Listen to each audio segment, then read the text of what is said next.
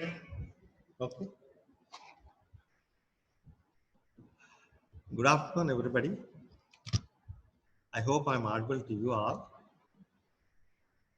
Next, next, next. Then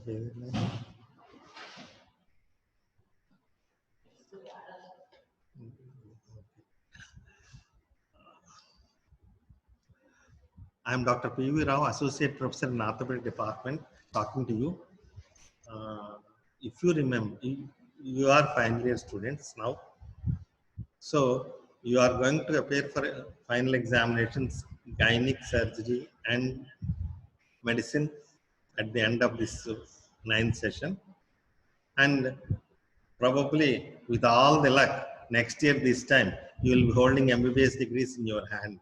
I hope all of you have success and all of you should become MBBS holders by this time and should be house surgeons or interns, whatever way you want. With that prelude, I'll go to it.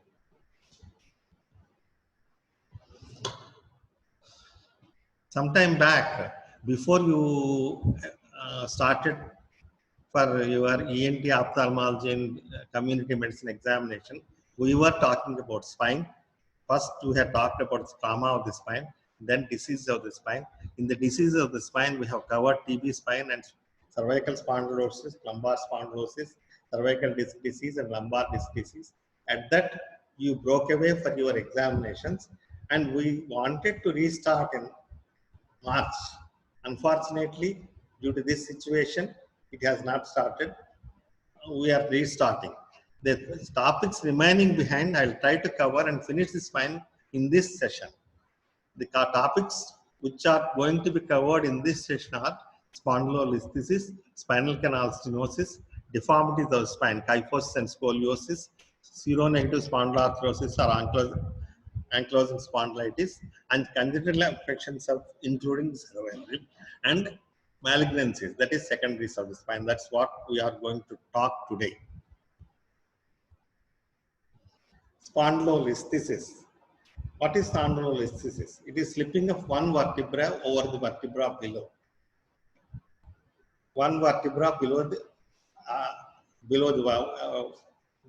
it is one vertebra slips forwards on the vertebra below. That is what is spondylolisthesis.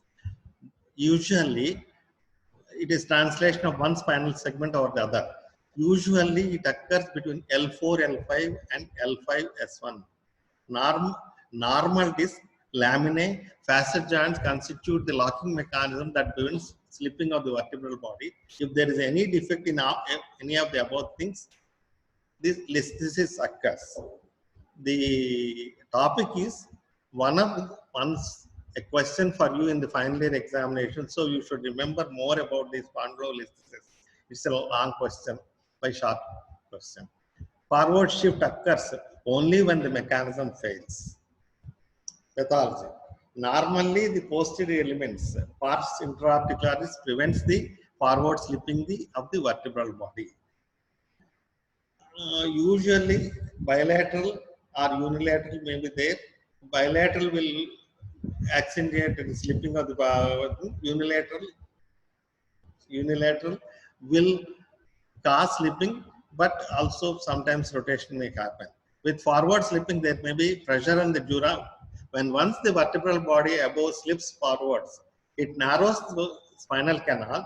By narrowing the spinal canal, it may put pressure on the dura, or narrow root compression may happen, producing neurological symptoms. And disc prolapse also likely to happen. You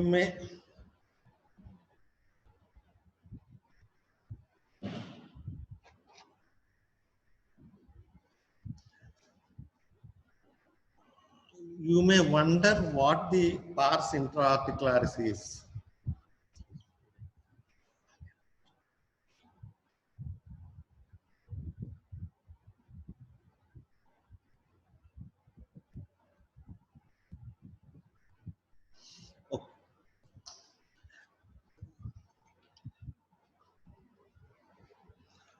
Usually, if you take the anatomy or development of the spine, anterior segment is vertebral body with the disc, and the posterior elements are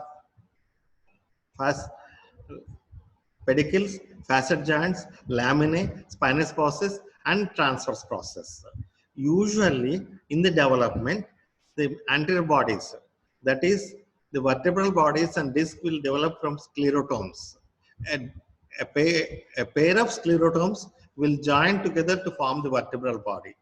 That also, the lower part of the upper vertebra, disc part, and the upper part of the lower vertebra will form one segment. So that's why the blood supply is to the lower part of the upper vertebra, disc, and the upper part of the lower vertebra. They unite to form the anterior segment. Anterior segment. The posterior segment is pedicles, facet joints, transverse process, laminae, and the spinous process. Usually, in the development, each half of the posterior segments will develop from a center. Sometimes, rarely, they develop from two centers, which may, I insist on the word may, fail to unite, producing weakness in the posterior segment. Most of the time, the weakness will be just at the facet joint. That is what is known as pars interarticularis. That is the anatomy. Coming to the classification of spondylolisthesis, there are 5 types of spondylolisthesis. One is dysplastic, that is congenital. Any developmental defects will cause the weakness of the pars intra-articularis, that is facet joint laminae junction. That's why producing spondylolisthesis. Second is the ischemic. This is the most common type of thing. Defect in the pars intra-articularis allows forward slipping of L5 on S1 or L4 over S1. 3 types of ischemic spondylolisthesis are recognized: stress fracture of the pars intra-articularis, lytic, and elongated but intact pars intra-articularis, and acute fracture of the pars intra-articularis. Spondylolisthesis is slipping of the upper vertebra over the lower vertebra is spondylolisthesis. If there is no slipping, but still there is a defect in pars intra-articularis, it is known as spondylolysis. Spondylolysis is the precursor of the spondylolisthesis. Spondylolysis may proceed to spondylolisthesis, or if taken care, may not proceed to spondylolisthesis. The third type is degenerative type. This usually happens in the elderly people, where degeneration occurs at the facet joints and all those things. Those becomes a little weak and producing slippage of the upper vertebra over the lower vertebral body. The fourth one is traumatic. Fracture in the area of the bony hook other than the pars intra-articularis, such as pedicle or lamina or facet, may produce slippage of the vertebral body over the lower vertebral body. That also may cause. Last is the pathological. Pathological is there is weakness of the bone, such as osteogenesis imperfecta or something like that, which may cause slippage. But coming to, after the pathophysiology, coming to the clinical feature, ischemic type is the most common. It occurs usually in young adolescents, and degenerative type occurs in the old age. The presenting symptom is usually backache with or without sciatica. The symptoms becomes worse on standing or walking. This pain on standing and walking is known as sciatica can happen. Step sign, that is, if you palpate the spinous process from above downwards, there is a giving way feeling or a step-like feeling at the level of the slippage. That may be present in the present. This is grading of the spondylolisthesis. If you take the vertebral body into four segments, 25%, 25%, or 25%, any slip below 25% is grade 1, any slip more than 25% and less than 50% is grade 2, any slip between 50% to 75% is grade 3, anything up to 100% is grade 4, and if it is beyond 100%, it is grade 5. Grade 5. This is the how we stage it. Mostly the staging is done radiologically. Coming to the investigation part, X-rays. X-ray is the basis of the investigation. X-ray is AP and laterals of the affected area. That is lumbosacral spine is the most required investigation. Here, I would say there is a dynamic view known as dynamic view. So this X-ray taken standing in flexion, in extension may show increase in the slip, that is increase in the listhesis, that is unstable listhesis. If there is no increase in the slip, that is a stable listhesis. This X-ray also can be taken standing and lying down posture also. This is also dynamic too. When the slip is unstable, it requires surgical interference. If the slip is stable, depending on the patient's problem, that is neurological problem or the pain, we may do surgery or may not do surgery and treat it conservatively. Here in this X-ray, you see a defect. Here is the defect in the pars intra-articularis. And there is a slip. This is a grade 1 slip. This is less than 25%. So this is a grade 1. Next investigations in this spondylolisthesis is CT scan and MRI scan. Diagnosis is basically in the plain X-ray, but CT and MRI scan will help us in deciding the treatment mode. These are some more depictions of the spondylolisthesis. This is something, what you are seeing here is a third X-ray is more than 50, around 50%, like grade 2 by grade 3. All these things are showing listhesis.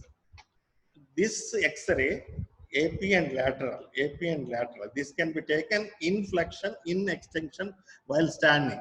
If this slip increases while in flexion, it means it is unstable. If there is no difference between the lateral X-ray in flexion and extension, it means it's a stable listhesis. Okay. Coming to the next.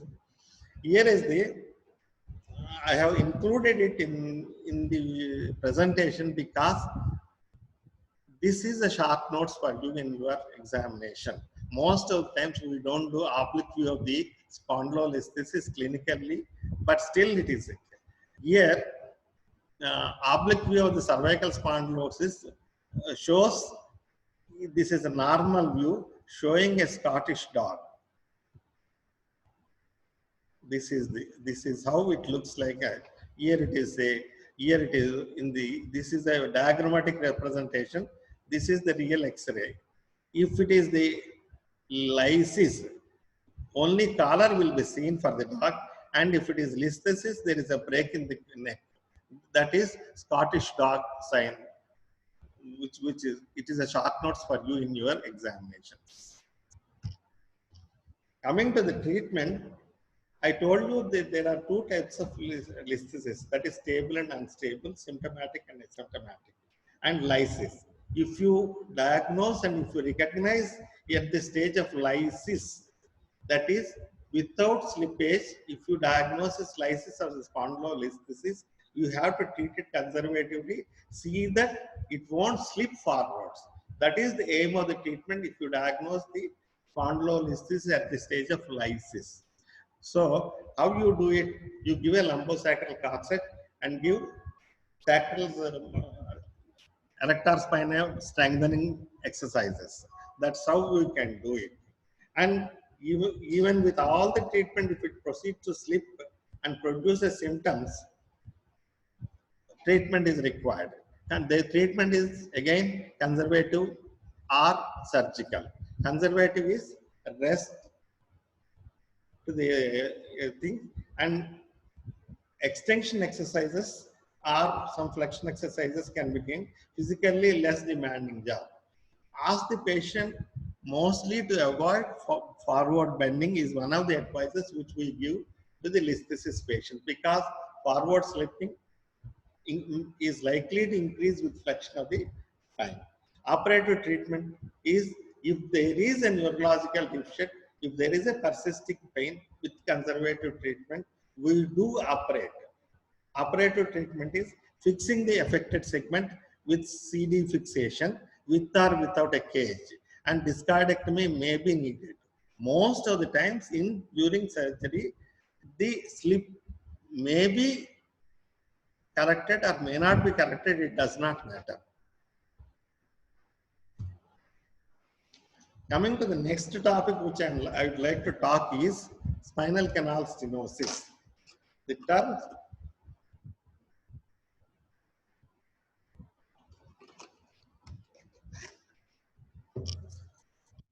spinal canal stenosis. The term spinal canal stenosis is used to describe the abnormal narrowing of the central canal.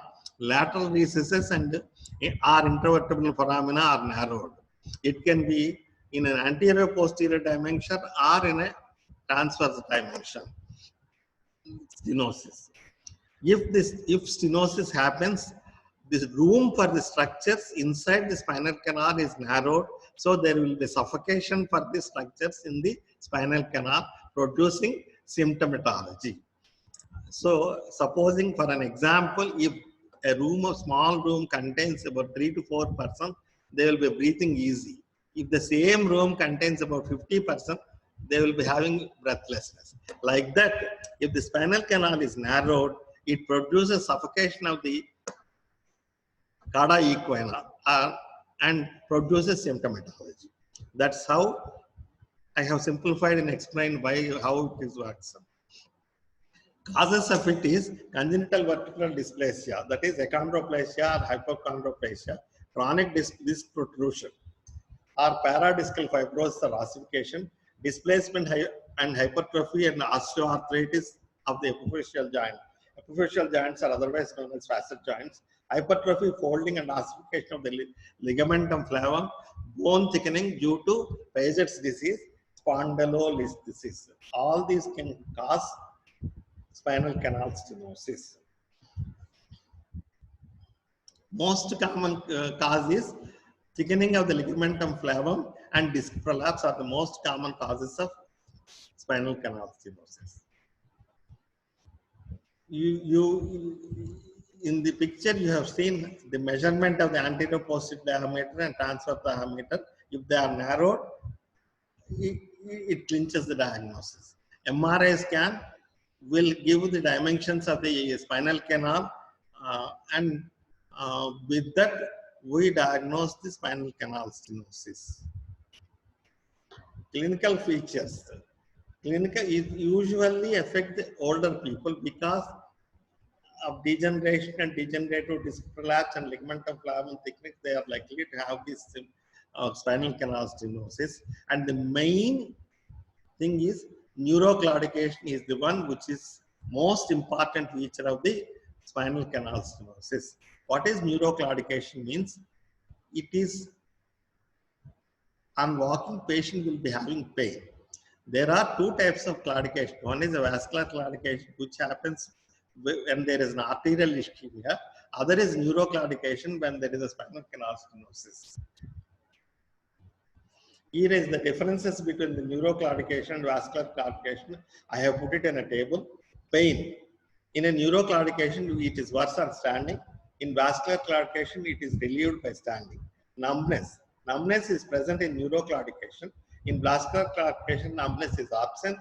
At the site of the pain in neuroclaudication, leg, buttocks, and thigh, posterior aspect most of the times. And in vascular claudication, calf. Calf muscle is painful. And relieving factors in neuroclaudication, bending forwards will relieve the pain. Whereas in vascular claudication, standing will relieve the pain. Bending forward, why it relieves the pain is it increases the dimension of the spinal canal, thereby increasing the space of the spinal canal and reducing the pain. That's how bending forward helps. So a patient with a spinal canal stenosis is more comfortable climbing upstairs. Upstairs are going on an uphill. Walking distance is variable. Walking distance is fixed in vascular, and worse going downstairs, worse going upstairs. Vascular is going upstairs is worse. Neuroclaudication is going downstairs is worse. Treatment. Most of the times, conservative treatment with instructions of spinal process must be sufficient. If the discomfort is marked and if it produces some neurological symptoms, laminectomy with flavectomy and medial fascectomy and discardectomy is the one which relieves the pain most of the times. Next, we go to the next topic, that is deformities of the spine. Spine, as you know, have got curves. Cervical spine is lordotic, dorsal spine is kyphotic, again lumbar curve is lordotic. That's how the curves. If there is any variation in the curves, that is known as deformities of the spine. There are two types of deformities mainly. One is increase in kyphosis, kyphotic deformity. Other, I have talked about lordosis, kyphosis. There is another deformity which is side bending, which is known as scoliotic deformity. Deformities of the spine are alter the shape of the spine. They occur in sagittal plane as well as the coronal plane. Sagittal plane is lordosis and kyphosis. Coronal plane is scoliosis. Kyphosis is posterior curvature of the spine. Lordosis is the anterior curvature of the spine. Scoliosis is the lateral curvature of the spine. Combination of these can happen. That is kyphoscoliosis. This figure, I'll come to you a little later when I'm talking about the scoliosis. For the time being, you just ignore it. Kyphosis. There are two types of kyphosis, rounded kyphosis and acute angular kyphosis. Rounded kyphosis is when there are more than 3 to 4 vertebral bodies are involved, it is known as rounded kyphosis. When there is 1 or 2 kyphosis, it is rounded. It is also known as knuckle deformity or something like that. Acute angular kyphosis occurs in TB or trauma, whereas rounded kyphosis occurs in senile osteoporosis, adolescent kyphosis, and ankylosing spondylitis also can cause rounded kyphosis. Causes. Postural is the commonest type. So when one is height is more, they want to reach to the other persons and they adopt a posture of a kyphosis. That is most usual example of postural kyphosis. Compensatory kyphosis. If there is an exaggerated lordosis, kyphosis can happen. Ankylosing spondylitis is another cause of Schurman's disease or adolescent kyphosis is another one which can happen. It is juvenile osteochondritis, also known as.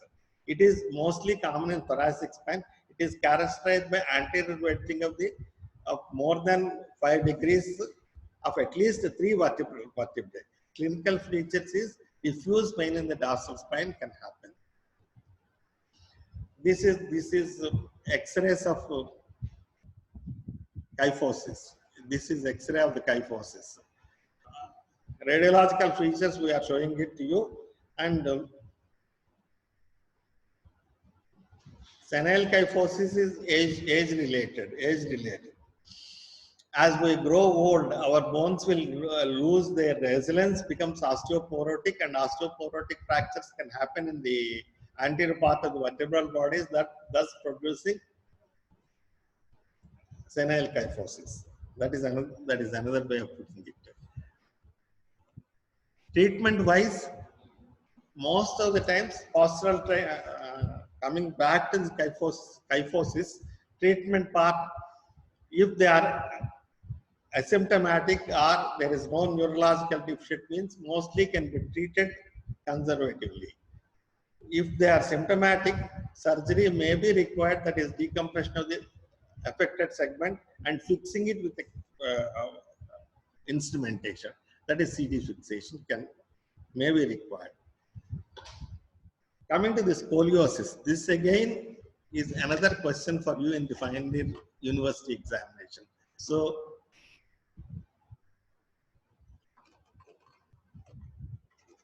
spondylolisthesis is one question, scoliosis is another question for you in the final year examination. And spinal canal stenosis also sometimes have been asked in the examination in the past few years topics where have such scan. Scoliosis is lateral curvature of the spine. It is of two types. One is non-structural, other is structural. Kyphosis is sideward bending.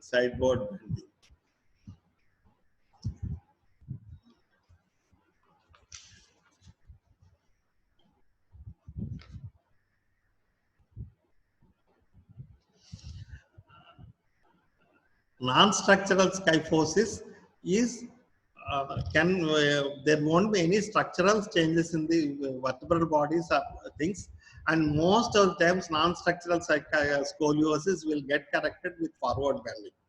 Structural kyphosis won't get corrected with compensatory scoliosis, all those things. Compensatory scoliosis phenomenon occurs with compensate tilt of the pelvis or something like that. To make you aware, scoliosis means spine will be like that. If a spine is bent like that, one will be looking like that. If there is, one will be looking like that. It is impossible for anybody to stand and walk or do anything like that. That's why around the above and below the main curve, a compensatory curve will occur. Compensatory curve will occur.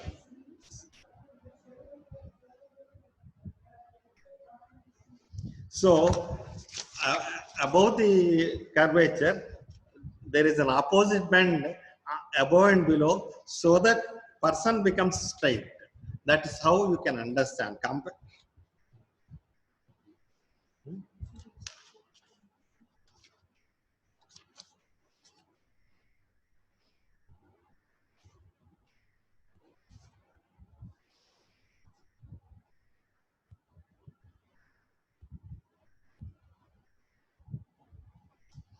This is the kyphotic curve, and with the kyphotic curve, a person cannot stand and do his functions.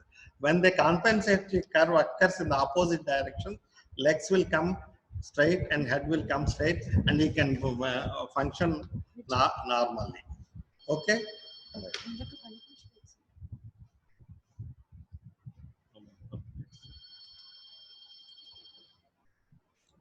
Okay. I hope that I am not clumsy. I am little understanding in my explanation. I hope so. Structural scoliosis, that is otherwise known as idiopathic scoliosis. This is the commonest type of scoliosis. The main curve will be there in thoracolumbar region or mostly lower thoracic region, and the compensatory curve occurs above and below, producing a straight spine. The commonest cause is in the structural scoliosis.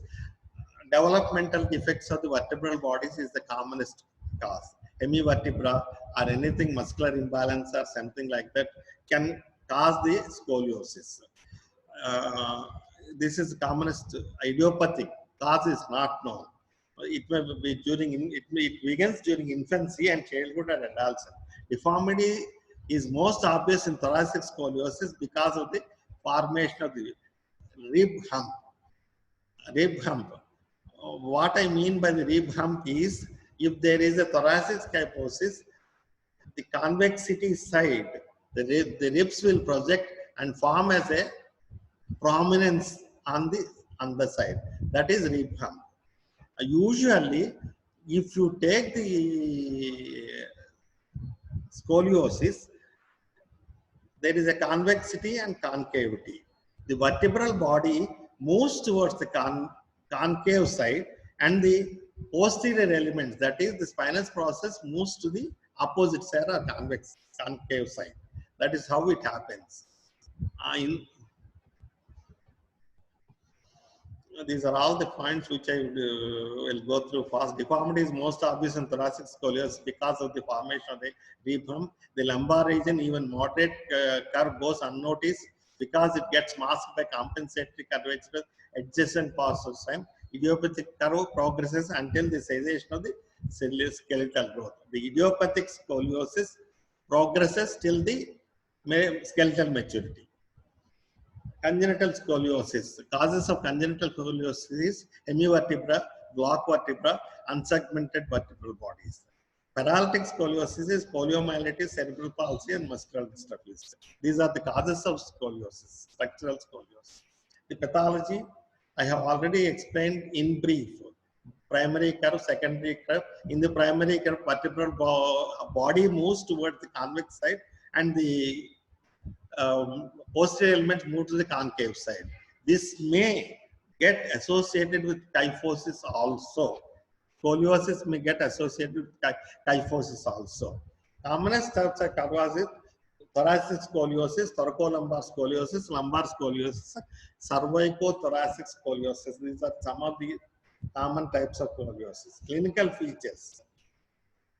In most of the cases, visible deformity is the only symptom.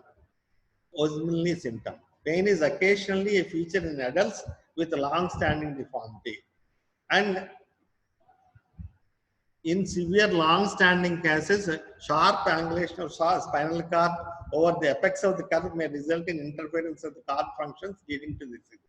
And respiratory capacity may get reduced because of the hump and all those things. That is another thing which can happen. So you have to examine the respiratory system also to know the functional capacity of the lung. Coming to the imaging, I will tell two angles, Kopp's angle and Risser sign. Kopp's angle is, the picture below shows Kopp's angle. If you draw a line from the top vertebra of the scoliotic curve and another line from the lowermost vertebra of the scan, they meet anteriorly at one point. And draw a parallel from these things. I am showing you with cursor. Draw a perpendicular, sorry, not a parallel. I'm sorry for my error. Draw a perpendicular from these lines like this. Angle, this is not the Kopp's angle. This is the Kopp's angle. Angle formed by the perpendiculars of these two lines is known as Kopp's angle. If it is mild scoliosis, it's below 25 degrees. If it is moderate scoliosis, it's 25 to 45 degrees. If it is severe scoliosis, it is more than 45 degrees. What Risser's sign? It is, my picture is obliterating the, anyway, it helps in assessing the progress of the infantile scoliosis. It shows skeletal maturity as shown by the fusion of the iliac epiphysis. Pulmonary function tests are also needed to assess the need. When we're coming to the treatment, mild cases, periodic examination for progression. Patient is asked to sleep on the concavity so that it may get corrected. Postural correction exercises and spinal and breathing exercises. Moderate cases, a brace can be begun, which is known as Milwaukee brace. In severe cases, surgical correction of primary curve and fusion. correction of the curvature by instrumentation, fusion by cancellous bone graft is indicated. Nowadays, most of the times, and in the good olden days, where we were in the prime, surgery is indicated where it's only symptomatic, whether it is neurological or pain. Nowadays, people are asking for surgery for cosmetic reasons also. So, it is being done for cosmetic reasons also nowadays. Ideal age of surgery in a scoliotic case, which is structural, is 7 to 10 years. Okay, with that, another topic which I like to tell is seronegative spondyloarthritis. There are 4 names given: ankylosing spondylitis, Ritter syndrome, psoriatic arthritis, enteropathic arthropathy. Of all the things, I only talk about ankylosing spondylitis because it concerns the spine, and it's also another question for you in your examination. Ankylosing spondylitis. It is also known as Marie-Sample disease. Etiology exactly not known.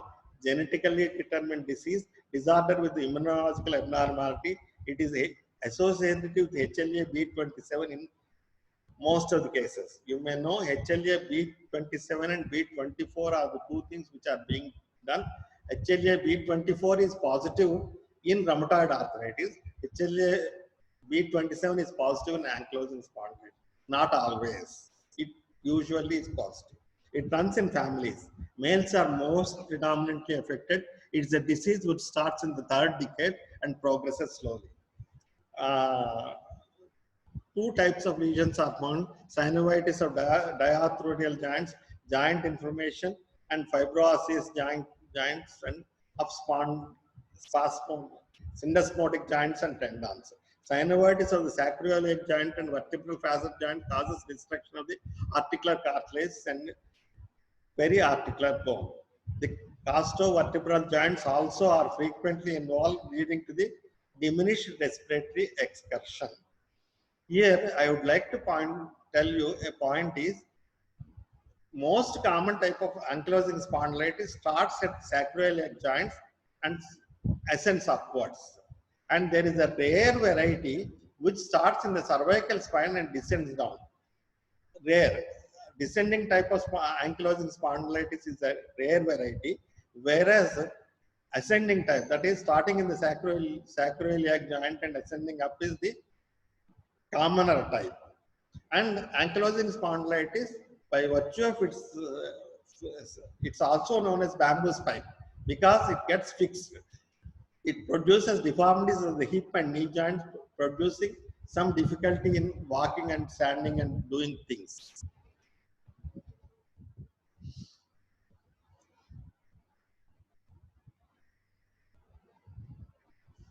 This is what I have already talked. Inflammation of the fibroosseous junctions affects the intervertebral scoliosis ligament, symphysis pubis, manubrium, sternum, and cornea. Ossification across the surface of the disc gives rise to small bony bridges.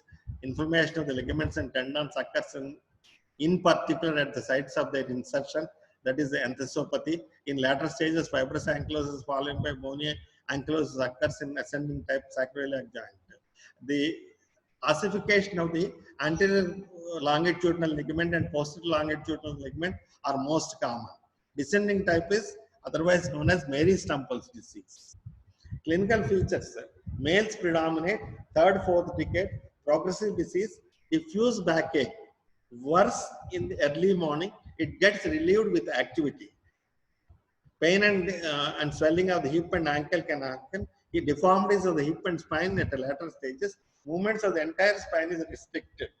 And kyphotic deformity can happen. Kyphotic deformity can happen commonly. Cervical spine wall test. If you ask the patient to stand against the wall, his head won't touch the wall. There is a space between the wall and the head. That is wall test. Thoracic spine chest expansion is diminished to less than 5 centimeters. Lumbar spine lordosis and kyphotic deformity can happen. SI joints are showing changes. Extra articular manifestations of ankylosing spondylitis are eye can be affected. Anterior uveitis can happen, glaucoma can happen, cardiovascular, that is aortic valve incompetence can happen, and carditis can happen. Neurological, spinal cord compression because of the kyphotic deformity and calcification of the posterior longitudinal ligament compressing the cord may produce neurological symptom. Pulmonary, because of the lack of movements of the dorsal spine, lung capacity can reduce. This is important because you have to assess the pulmonary function before going for a surgery. If the pulmonary function is compromised, surgery is at risk.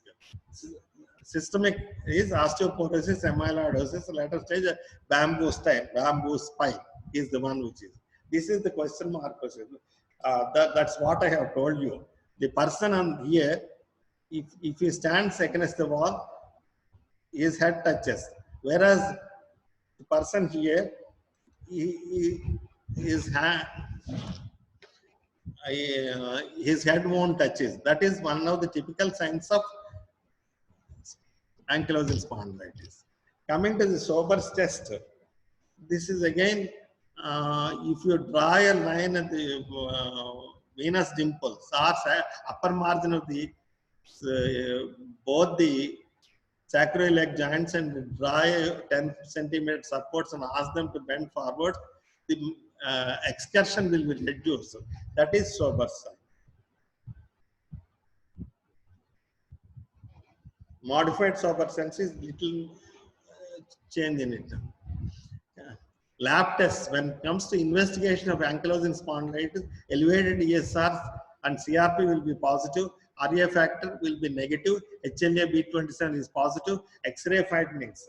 First happens in sacroiliac joints, calcification and ossification of the ligaments and tendons of the insertions will occur, ankylosis of the intervertebral joints will occur, and bamboo spine appearance will happen.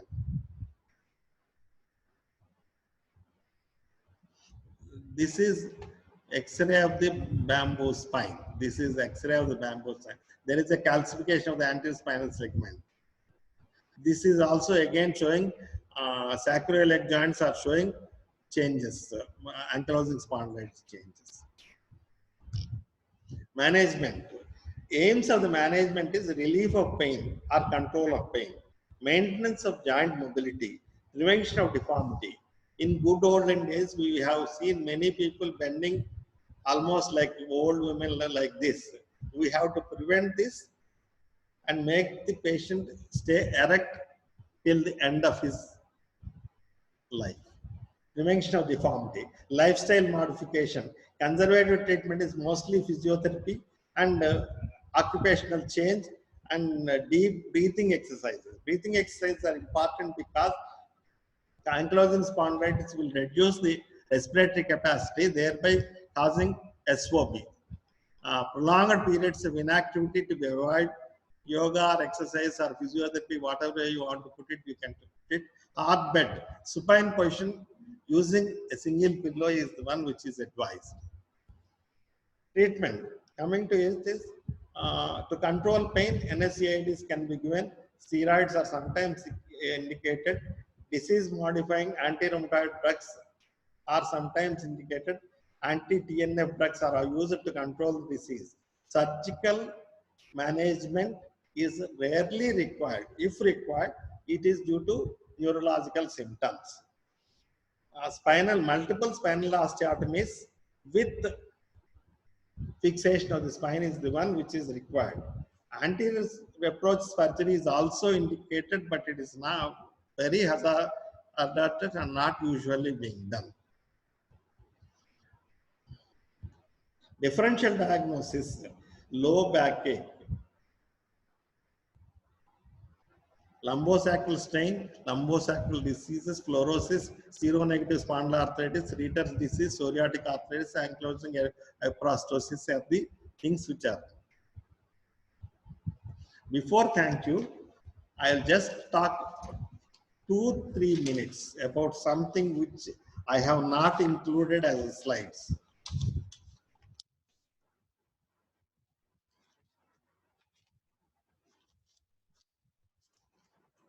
I have missed making some slides. Okay. there is one condition known as postural backache. That is occupational or due to bad posture it can happen, and habitual bad posture is also again the cause of it. Is a protuberant abdomen make you back forward. That is all mechanical or postural backache. There is another entity known as functional backache or somatization, which means patient thinks, feels that he has got backache, and all the clinical examination will be normal and nothing can be found. So we reassure the patient and make him to do some exercises. And there is another entity known as malingering. In the days of industrialization and all those things, some people malinger that they have got backache. That is also another entity, malingering backache. You have to recognize malingering backache, otherwise you will be unnecessarily treating the patient. And with that, coming to the congenital affections of the spine, spina bifida is one of the things, and meningomyelocele is another thing, and syringomyelocele is another thing, and cervical rib. I'll just say a few sentences about cervical rib. Usually, cervical vertebra, seventh cervical rib, seventh cervical vertebra does not have a vertebra. Rarely, seventh cervical vertebra can give rise to a rib. It may be bilateral or it may be unilateral, it may be a complete or it may be incomplete. If it is incomplete, it may have another fibrous band, scalenus antis band can be there. This usually produces, most of them they are asymptomatics. In adults, if you take a chest X-ray, we accidentally detect cervical rib most of the times. In children or in adolescents, if they choose symptomatology like brachial neuralgia, excision of the cervical rib or the fibrous band is the one which is required. Coming to the neoplasms, there are primary neoplasms and secondary neoplasms. Primary rare, secondaries are from metastatic, are most common. With this, I thank you. Now, there is another 10 minutes program for you. Last time, our colleague Dr. Shivani has told you about the infections of the bones and joints, and two topics were missed. That is gonococcal arthritis and syphilitic arthritis. She will cover those two topics in the next 10 minutes. With that, we take leave of you.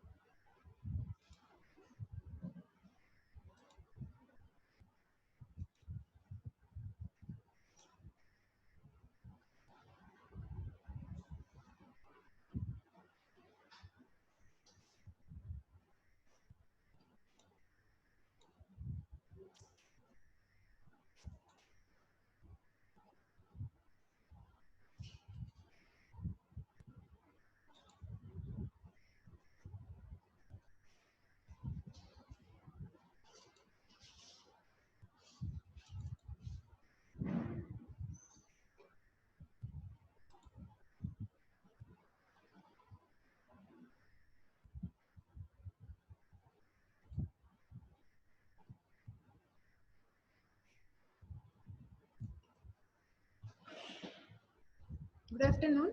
Now we are going to see about infections of bone and joints. Last time we have seen most of it, and now we are left with few topics.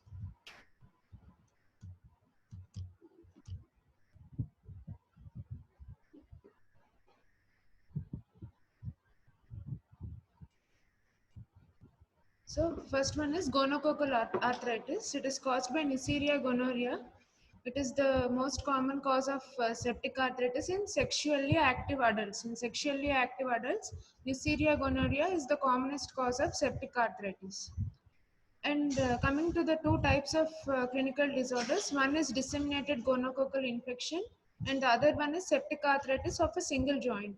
In disseminated gonococcal infection, we have triad of polyarthritis, tenosynovitis and dermatitis.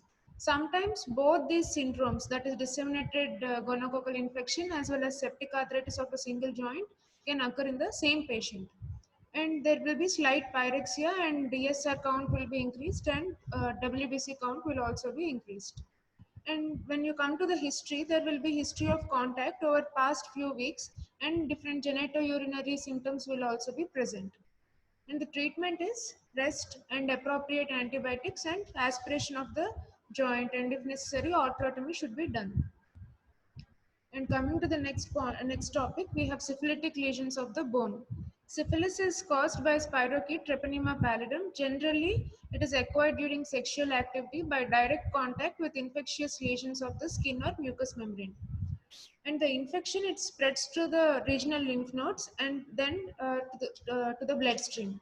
And this organism, it can also cross the placental barrier and then enter the fetal bloodstream, and thereby during the later half of pregnancy it can give rise to congenital syphilis. Coming to the acquired syphilis, usually the first primary ulcerous lesion or chancre appears at the site of inoculation about a month after the initial infection. And then we have the secondary phase where there is appearance of maculopapular rash and bone and joint changes due to periostitis, that is inflammation around the periosteum, and then osteitis and the osteochondritis. And then there will be tertiary phase where there will be appearance of large granulomatous gummata in bones and joints. There will also be neuropathic disorders in which there is loss of sensibility, which give rise to Charcot joints. We are going to deal in detail about this neuropathic joints and Charcot joints when we are going to discuss about the pathology of joints, different arthritic conditions. And here, these are different X-rays where you can see diffuse periostitis. And this is the acquired syphilitic periostitis of the tibia. And coming to the congenital syphilis, shortly after the birth, the limb displays a large tender swelling at the joints and periosteal bone formation is seen over the anterior aspect of tibia, causing bony prominence, which is also called Saber tibia. This is not actual bowing of tibia, but there will be excess bone formation, which leads to Saber tibia. There will be nodular thickenings of the outer table of the skull.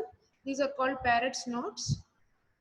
And other classic features which are seen are dental malformations called Hutchinson's teeth or erosions of the nasal bones, thickening and expansion of the finger phalanges, which is called dactylitis, and painless effusions in the knees and elbows, which is called Clutton's joints. So usually they are treated with intramuscular injections of benzyl penicillin, usually given weekly for 3 to 4 doses.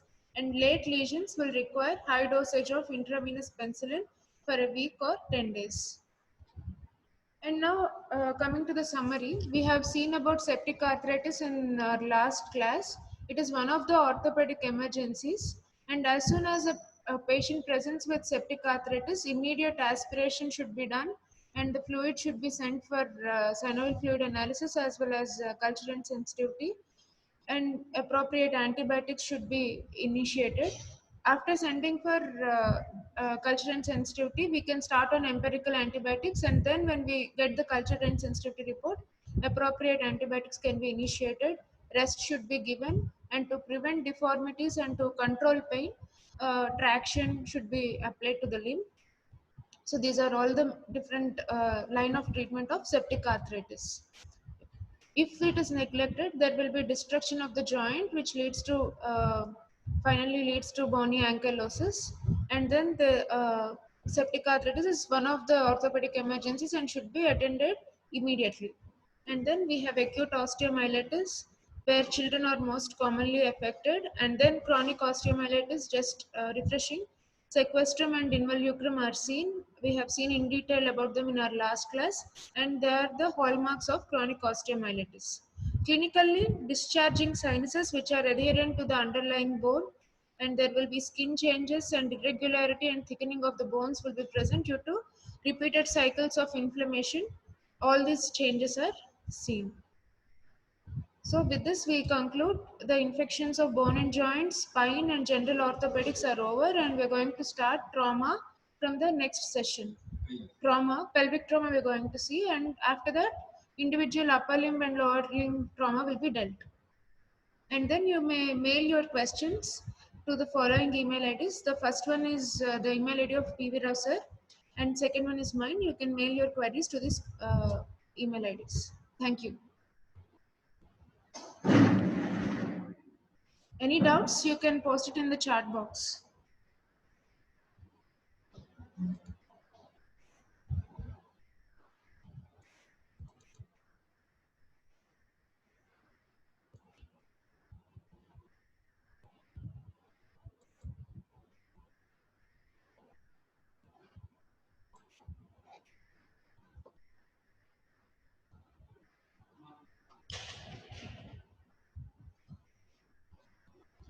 Chat box looks like it open just.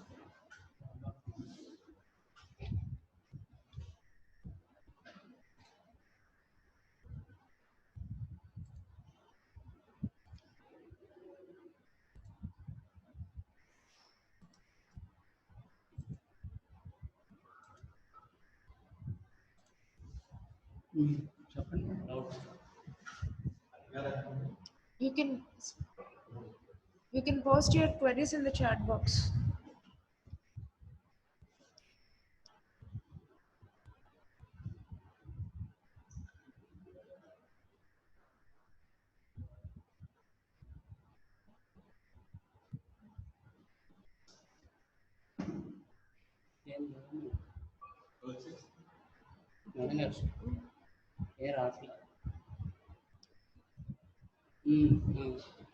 మీరు చేశారా